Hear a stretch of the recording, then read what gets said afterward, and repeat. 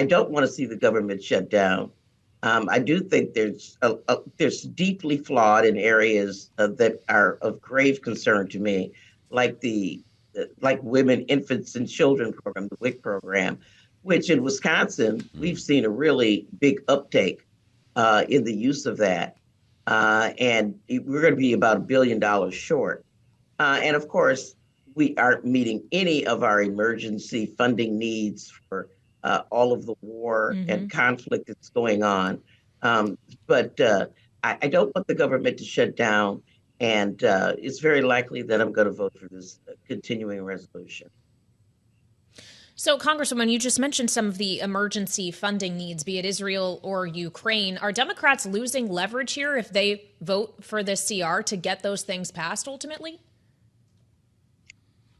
Well, this CR doesn't have that funding in it. And exactly. And of course, we passed the resolution earlier, which I, of course, didn't vote for, which was a $14 billion package for Israel only, but only with a gun to our heads to take away the funding for the IRS, to take billions away from the IRS, thus crippling our ability to catch tax cheats. And so that funding isn't going anywhere. So we're hopeful that that separately the Senate will send us a package with not only funding for these wars, Ukraine and Israel, but humanitarian aid to the people in Gaza, desperately needed. There are about 60,000 people, we're told. I don't know if there's a count from the National Park Service in front of the Capitol, on the west front of the Capitol. I got caught in the traffic coming in this morning, Congresswoman, because so many streets are closed. It's a pro-Israel rally. I can only imagine that there are some counter-protesters out there as well. But your leader, Hakeem Jeffries, and the Speaker of the House are among the many dignitaries who are speaking to this impassioned crowd today. Do you think that moves the ball at all on the request for funding? Well, there is a willingness, I think, among Democrats and Republicans to support Israel. And of course, people do respect the First Amendment. I think it's extremely important that we invite people and welcome people to the Capitol to voice their concerns of all kinds. And so unlike January 6th, I expect that this is a rally which will be basically positive, which will affirm Israel's right to exist, and even the counter protesters, if there are any, I think are going to be respectful of this right. I don't know if that'll help or hurt, because like I said, I think the votes are here to provide funding to Israel, but I do think that many of us want to see it coupled with efforts to provide humanitarian assistance to Gaza, as well as providing funding for the Ukraine war. Well, and clearly, Congresswoman, just the very fact that there are tens of thousands of individuals there representing on the Mall today speaks to the intensity of the moment and the passion that is still very much front and center when it comes to this conflict in particular. I just wonder, though, if that's still going to remain, if the same impetus will be there as time goes on. What do you think realistically is the timeline we're looking at for passage of funding for Israel?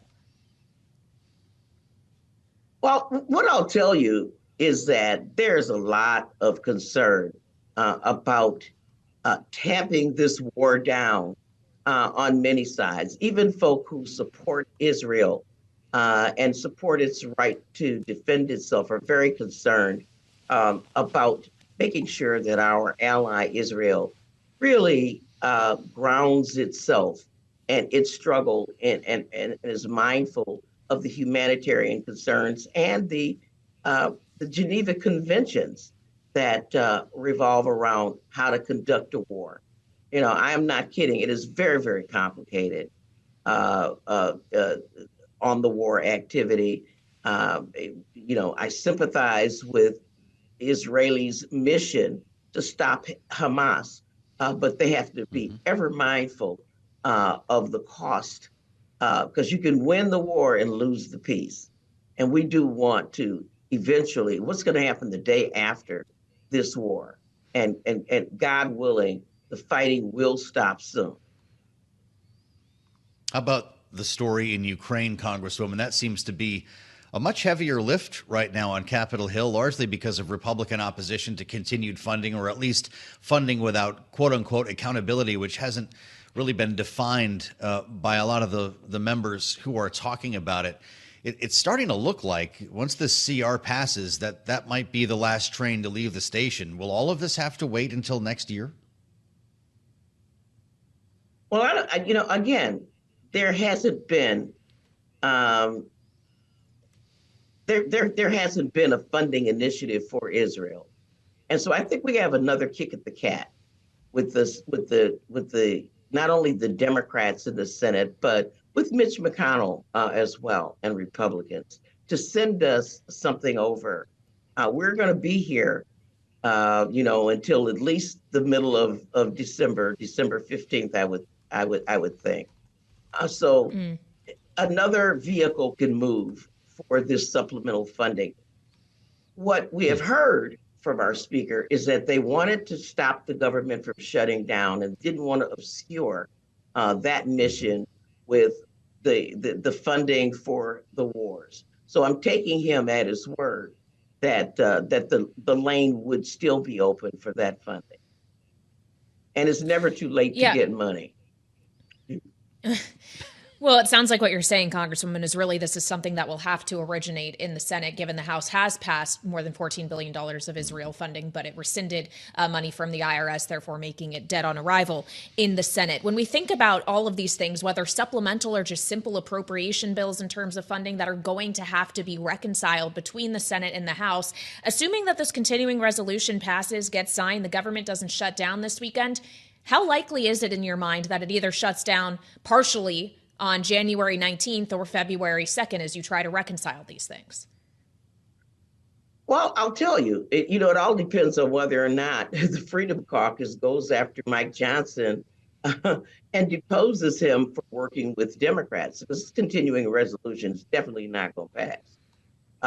Just its structure requires a supermajority. So clearly, Democrats would have to vote for this continuing resolution. And if that's the red line for some of the conservatives that brought McCarthy down, then that would be another wrinkle.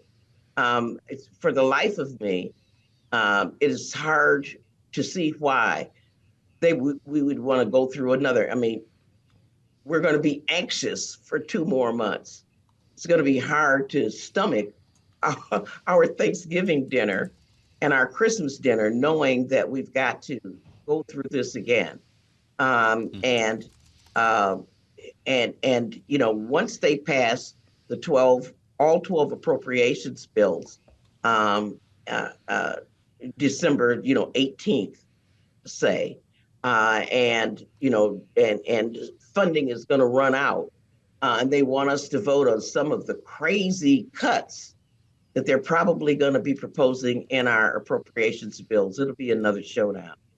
So, I think stopping a government shutdown, by Friday is admirable, but we're just setting ourselves up for a shutdown in January if, in fact, they continue down the path of not observing the deal that then Speaker McCarthy made with the president, which, we gave up $1 trillion in that deal. That was not a frivolous deal. And were we to have stuck with that deal, I think we'd be in a much better place. We shouldn't be here today. So it's hard for me to project what's going to happen on January 19th. But I do know that today will be nothing more than a stopgap. I'm guessing Kevin McCarthy would agree with you on that deal, Congresswoman. Have you heard from Hakeem Jeffries? Is the Democratic leadership behind this CR, or is he kind of telling you to vote your conscience? What's the word from upstairs? Yeah, he's not whipping on this at all. So we're free to vote, how we will. It's not the deal that we created. It's not the deal that Hakeem Jeffries put together. They didn't put it together with our help and our support. So I think that he is leaving it up to us. And like I said, I've been with my legislative director all afternoon working through some of the things that I find very disappointing. And I mentioned, in particular, the WIC funding, Yeah. women, infants and children. To me, that's very, very critical. So I may vote for the CR today, but I'll be watching, and they'll need my vote or want my vote in the future. So they need to be mindful of the Yeah. things that are important